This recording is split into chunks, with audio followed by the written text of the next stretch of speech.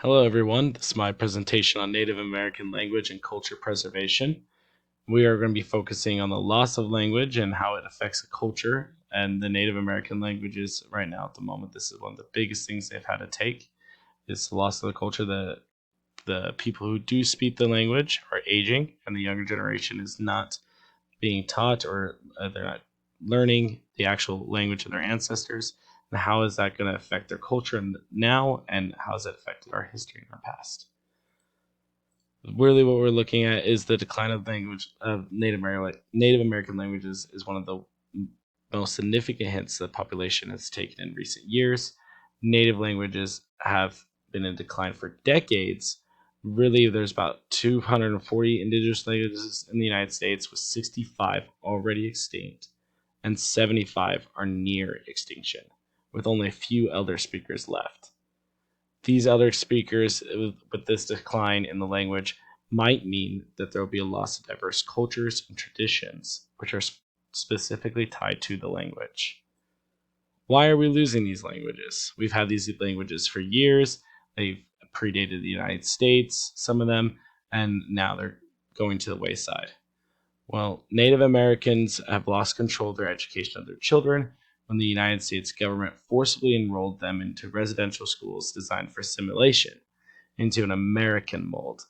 This policy began in the 1870s and continued on a large scale through the 1970s. There are a few schools, even today, that are still in operation.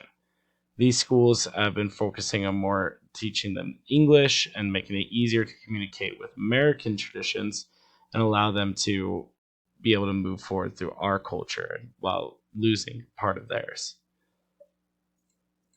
Native American languages have not only been, I believe, are part of our future, but they're also part of our past. Native American languages during World War II were especially useful during their languages.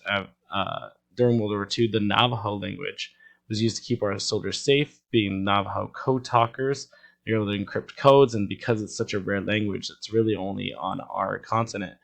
Um, we were able to use that to pass codes and saved a lot of soldiers' lives. And they've actually been awarded medals by President Clinton and a few others uh, of their deeds that they were able to accomplish in World War II and saved tons of lives going into that. This is straight from the Navajo CIA website. Is that the Navajo language seemed to be the perfect option for the code because it wasn't written, and very few people who weren't of Navajo origin could speak it. With the language, Americans had the upper hand in the war. We can guarantee that the Navajo language was a key player in making America the world power it is today. That's straight from the CIA website. What's changing? We know the government is understanding that the language is going away. It's a big part of our history as well, especially when it comes down to World War II. It is because they are part of our culture, or at least we should try to, we are a multicultural center of the United States. So what are we doing to protect these languages that are also should be seen as part of our culture? Well, after the overall decline, the language and elder Native Americans struggled to pass the language on to the new generation. So the United States Congress decided to make a change. One of the big ones, which was headed by Senator John McCain, who sponsored the Native American Language Act in 1990. The fundamental basis of the policy's declaration was that the United States declares to preserve, promote, and preserve, protect, and promote the rights and freedom of Native Americans to use and practice the developed Native American language.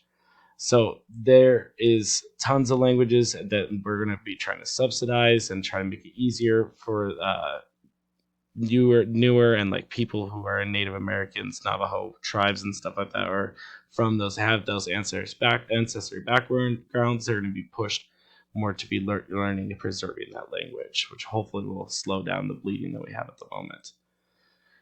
What about us? What about the people who aren't necessarily Navajo, and what are we doing about it, and how does our impact and our opinions actually impact them and their culture?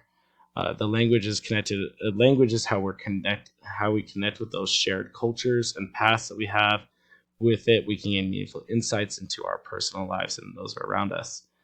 Knowing a language automatically enables someone to identify others who speak the same language. This is why assimilation, when it was first thought about, was important for the Native Americans to learn, so they would easily adapt to our culture and would not have as hard time going through it. And also, it is thought that we just trying to force it onto them. There's been kidnappings of Native American children that were done to force this assimilation onto them, onto Native Americans. So, what's the difference between assimilation versus multiculturalism, which is more the newer way to approach this, that the America is trying to approach the subject?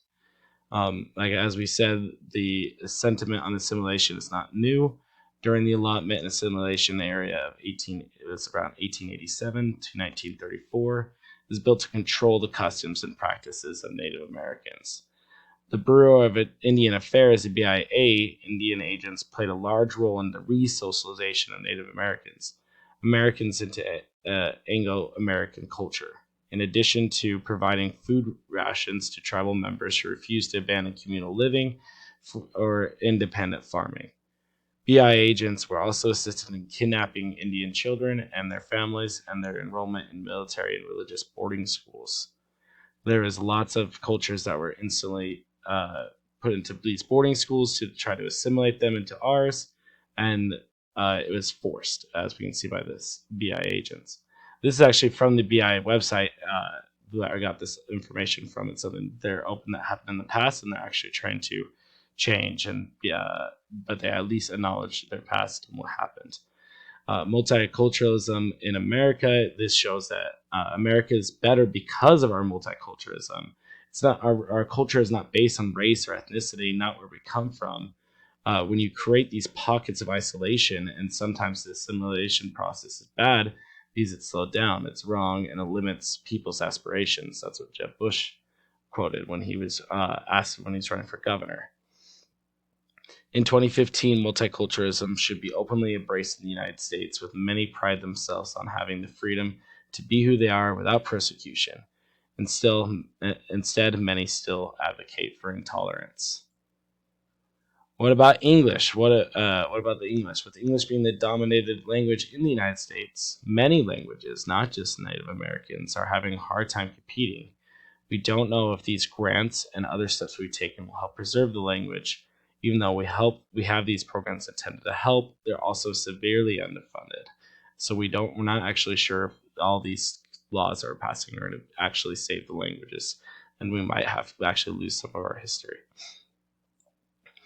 The United States with these languages the United States without these languages would not only be a shame, still they will actively put us in a disadvantage, which we'll have to face.